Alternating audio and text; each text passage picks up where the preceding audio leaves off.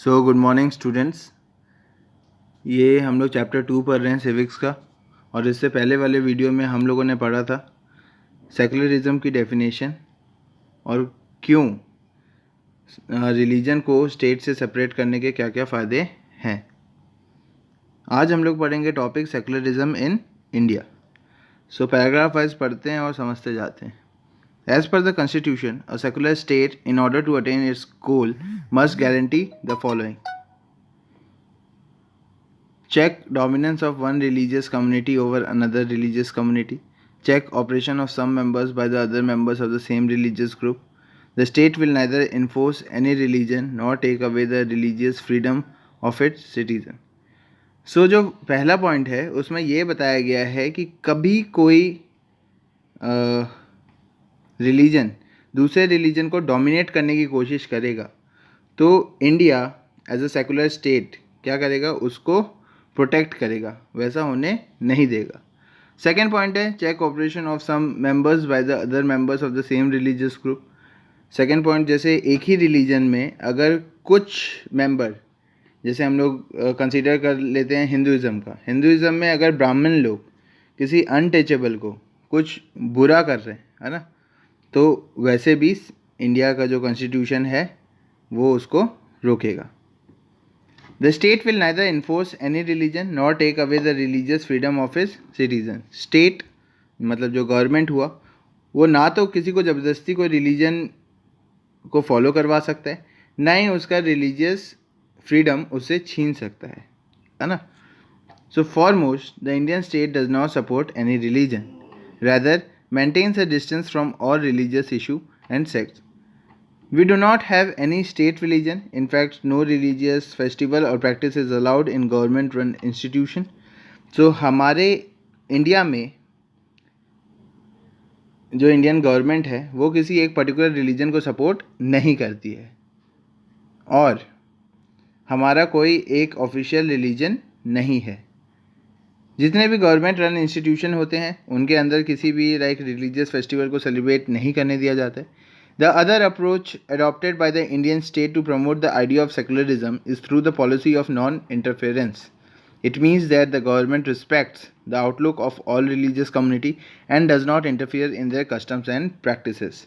एक जो चीज़ है जो सेकुलरिज्म को मेंटेन करने के लिए जो इंडियन स्टेट करती है वो नॉन इंटरफेरेंस, मतलब किसी भी रिलीजियस कम्युनिटी और उनके कस्टम एंड प्रैक्टिसेस में इंटरफियर नहीं करता है कोई भी स्टेट का मेंबर, मतलब government. On the other hand, by following the strategy of intervention, the state prevents the ill treatment of certain section of people by members of the same religious community, like the practice of casteism prevalent in the Hindu society. हाँ, अगर कोई ill treatment हो रहा है तब state को intervene करना पड़ेगा। The constitution forbids its practice in any form as it violates the principle of equality central to democracy. Similarly, by making polygamy illegal, abolishing child marriages, reforming temple administration, and ensuring temple entry for scheduled castes, the state intervened in religious matter to protect the rights of the common people.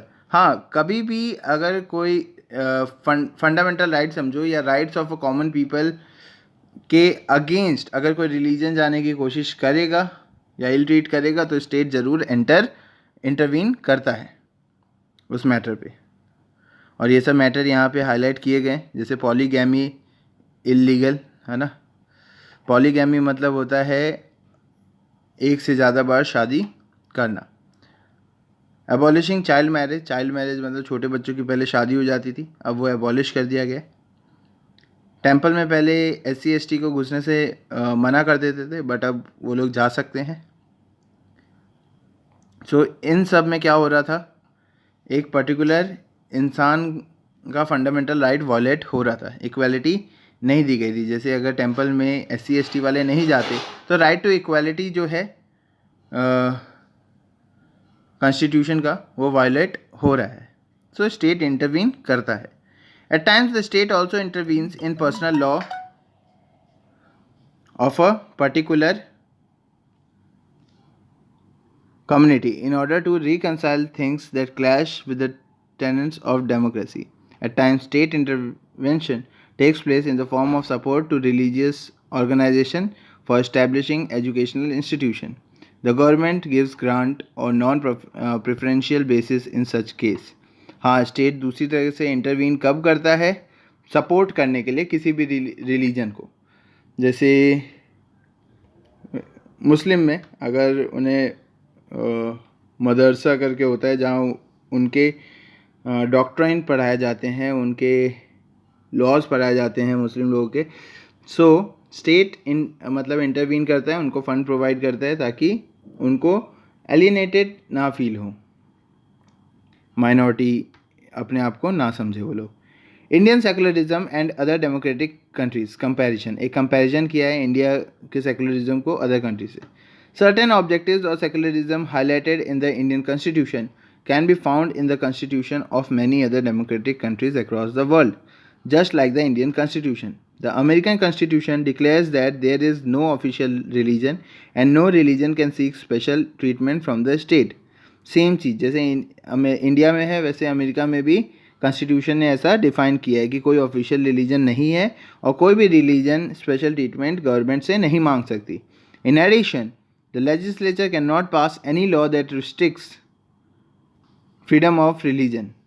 कोई भी legislature एक ऐसा law पास नहीं कर सकती जो freedom of religion को restrict कर रहा है. More over the American constitution strictly prohibits both the states and the religion from interfering in each other affairs. America के कॉन्स्टिट्यूशन में रिलीजन और स्टेट दोनों आपस में इंटरवीन नहीं कर सकते, इंटरफेयर नहीं कर सकते. As discuss the Indian government intervenes in religious affair also if the practices are unjust and infringe the rights of the weaker section of the society. Indian government अगर किसी भी इंडिविजुअल के राइट का violation हो रहा है तब intervene कर सकती है. However, the Constitution of USA does not allow either the state or religion to intervene in each other's matter. This is the most evident distinction between the constitution of the two biggest democracies in the world. सो ये chapter आपको समझ आ गया होगा. इसमें अगर हम लोग शुरू से देखें, सबसे पहले सेकुलरिज्म का मतलब समझे थे कि सेकुलरिज्म होता क्या है. जहाँ कहीं कोई भी कंट्री में अगर ऑफिशियल रिलीजन नहीं है तो उस कंट्री को सेकुलर कंट्री कहते हैं. दूसरा हमने देखा था क्यों रिलीजन को स्टेट से अलग रखना चाहिए. स्टेट इसमें गवर्नमेंट को बोला जा रहा है, कोई एक पर्टिकुलर स्टेट को नहीं बोला जा रहा है. तो रिलीजन को इसमें स्टेट कंट्री भी क्या हो सकता है. तो रिलीजन को एक पर्टिकुलर गवर्नमेंट से इसलिए अलग रखना चाहिए क्योंकि डेमोक्रेसी का स्मूथ फंक्शनिंग हो, लोगों के फंडामेंटल राइट्स वॉलेट ना हो, इंडिया की एक यूनिटी प्रिजर्व रहे. अगर सेकुलरिज्म इन इंडिया देखें तो सबसे पहले सेकुलरिज्म इन इंडिया में क्या है कि एक रिलीजियस कम्युनिटी को दूसरे कम्युनिटी के ऊपर डोमिनेट करने से मना करता है. दूसरा, अगर कम्युनिटी के अंदर ही अपर सेक्शन लोग वीकर सेक्शन को ऑप्रेस कर रहे हैं तो वो भी नहीं कर सकते वो लोग, वो अगेंस्ट है कॉन्स्टिट्यूशन के. और स्टेट किसी को ज़बरदस्ती कोई रिलीजन फोर्स नहीं कर सकता और ना ही फ्रीडम ऑफ रिलीजन छीन सकता है. हाँ, इंटरफेयर नहीं करता स्टेट, बट कभी कभी अगर कोई भी इल ट्रीटमेंट होता है एक पर्टिकुलर कास्ट का तो स्टेट को इंटरवीन करना पड़ता है या तो फंड देने में इंटरवीन करना होता है. यूएसए का कॉन्स्टिट्यूशन ये कहता है कि कभी इंटरफेयर नहीं करना है. इंडिया का कॉन्स्टिट्यूशन ये कहता है कि अगर इल ट्रीटमेंट हुआ किसी भी इंडिविजुअल का जो कि उसका फंडामेंटल राइट वॉलेट कर रहा है तो आपको इंटरवीन करना है, स्टेट को इंटरवीन करना है. Okay, so thank you.